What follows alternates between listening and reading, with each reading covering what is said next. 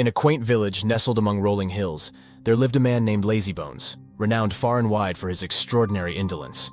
His wife, industrious Ivy, found herself in the unenviable position of having to literally drag him out of bed each morning, much to the amusement and pity of their neighbors. Lazybones was the epitome of sloth. While Ivy toiled from dawn to dusk, tending to their modest farm, preparing meals, and keeping their humble abode in order, Lazybones would lounge about, daydreaming of a life of luxury and ease. He had perfected the art of doing absolutely nothing, and took great pride in his ability to avoid any semblance of work. One particularly sweltering summer evening, as Ivy trudged home from the fields, her patience finally snapped like an overworked twig. "Lazybones!" she exclaimed, her voice a mixture of exasperation and despair. "This simply cannot continue. We're sinking deeper into poverty with each passing day, all because you refuse to lift a finger. Have you no shame?" Lazybones, who was sprawled comfortably on their worn-out sofa, cracked open one eye and drawled, Now, my dear Ivy, there's no need to work yourself into a tizzy. Mark my words. One of these days we'll be rolling in riches and all without breaking a sweat. Then you can bid farewell to your life of drudgery, and we'll both bask in the lap of luxury." Ivy couldn't believe her ears. "And pray tell," she asked, her voice dripping with sarcasm, "how do you propose we achieve this miraculous transformation? Are you expecting gold to rain from the sky? Or perhaps you're planning to win the lottery while you're busy doing nothing?" "Oh no, nothing so mundane," Lazybones replied with a lazy grin. "Haven't you heard of the Sage of Wisdom Peak? They say he dwells atop the highest mountain in these parts. A man of unparalleled wisdom who holds the answers to all of life's mysteries. Tomorrow I shall embark on a journey to seek his counsel. I'll ask him how we can become wealthy without all this unnecessary toil and trouble." Ivy was speechless. The idea of her husband, who considered walking to the kitchen an arduous journey, climbing a mountain, seemed utterly preposterous. "Well," she said finally, "I'll believe it when I see it." To everyone's astonishment, Lazybones did indeed rise with the sun the following morning.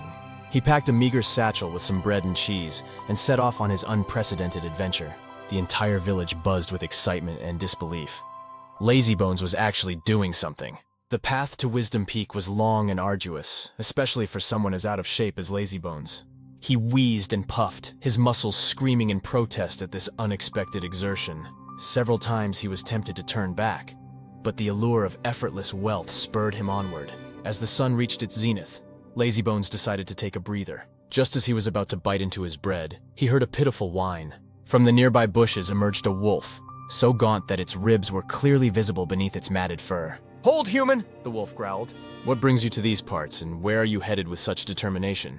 Lazybones, too weary to be properly frightened, recounted his mission to the wolf. The creature listened intently, its ears perking up at the mention of the sage. "How fascinating!" the wolf exclaimed. "Listen, since you're going to see this all-knowing sage anyway, would you mind asking him a question on my behalf? For years I've been cursed with an insatiable hunger. No matter how much I devour, I'm never satisfied. Ask the sage how I can break this terrible curse." Lazybones, figuring one more question wouldn't hurt, agreed to the wolf's request and continued on his way. As the afternoon wore on, Lazybones came across an apple tree that looked utterly miserable. Its branches drooped sadly, and not a single leaf adorned its barren limbs. As Lazybones approached, the tree creaked to life. "Oh, weary traveler," the tree sighed, "what quest brings you along this lonely path?" Once again, Lazybones explained his journey to seek the sage's wisdom. The tree listened with growing excitement. "Oh, kind sir," the tree pleaded, "if you're to consult this sage, would you be so generous as to inquire about my plight as well?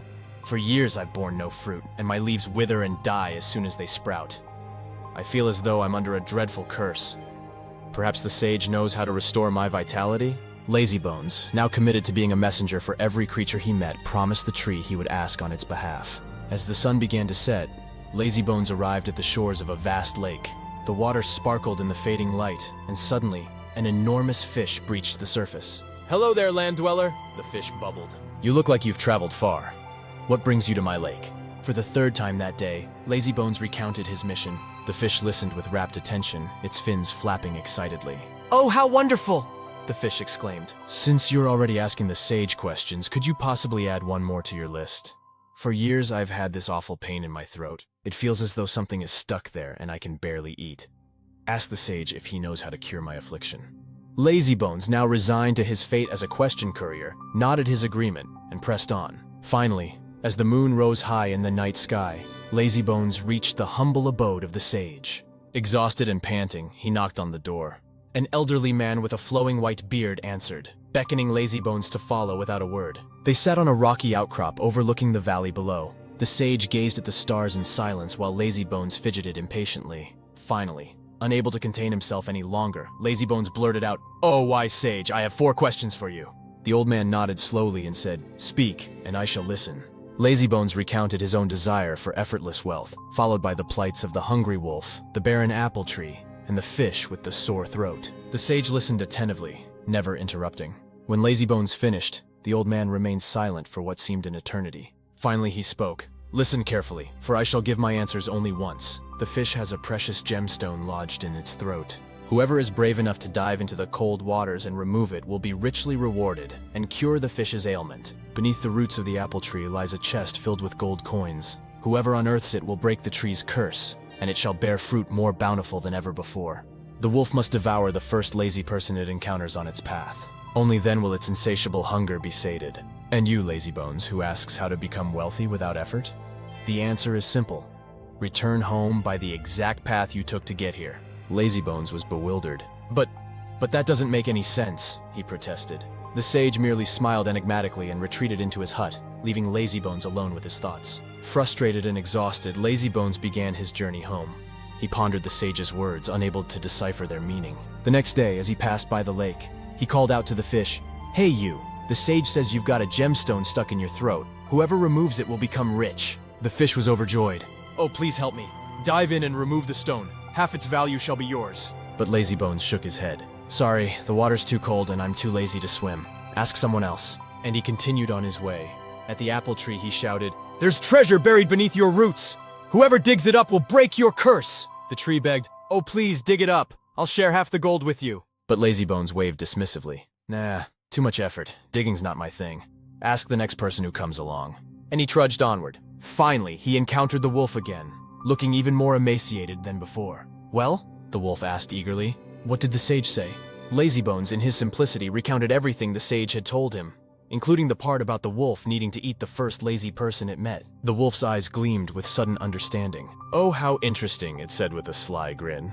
"Tell me, Lazybones, what do you do for a living?" "Well," Lazybones replied obliviously, "I mostly just lie around doing nothing all day." "Aha!" the wolf exclaimed triumphantly. "Then I found exactly what I've been looking for." And before Lazybones could react, the wolf pounced and swallowed him whole. And so ended the tale of Lazybones, who thought he could find wealth without work. The wolf's hunger was finally sated. The fish and the apple tree waited on for their salvation. And Ivy, now a widow, learned that one must take destiny into one's own hands. The moral of the story, dear listeners, is that laziness rarely pays off, and opportunities must be seized when they present themselves. Wealth and success don't come from idleness, but from courage, effort, and sometimes the willingness to dive into cold water. If you enjoyed this tale and would like to hear more such enlightening stories, don't forget to subscribe to our channel.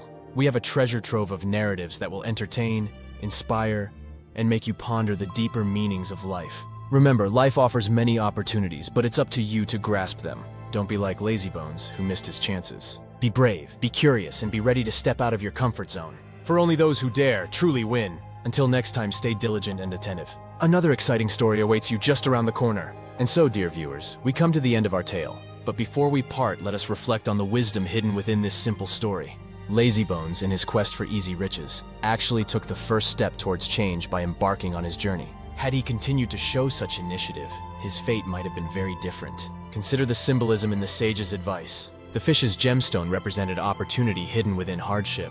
Sometimes we must dive into uncomfortable situations to find our treasure. The apple tree's buried gold spoke to the rewards of digging deep and nurturing our talents. And the wolf's curse? Perhaps a reminder that our worst habits, if left unchecked, can ultimately consume us.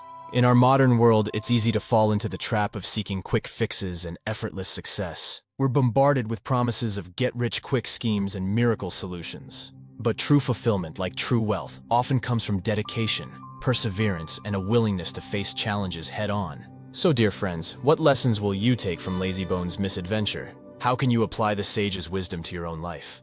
Are there gemstones of opportunity you've been hesitant to dive for? Buried talents you've neglected to nurture? Or perhaps lazy habits that, if left unchecked, threaten to devour your potential? Remember, every day is a new opportunity to write your own story. Will you be the hero who dives into the lake? unearths the treasure and transforms not just your own life, but the lives of those around you?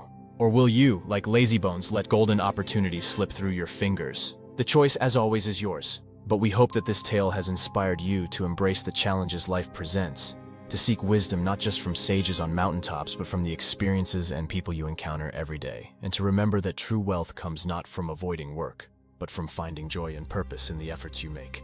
Thank you for joining us on this journey of imagination and reflection. Until our paths cross again in another story, may you find the courage to dive deep, dig far, and always keep moving forward on your own unique path to success and fulfillment.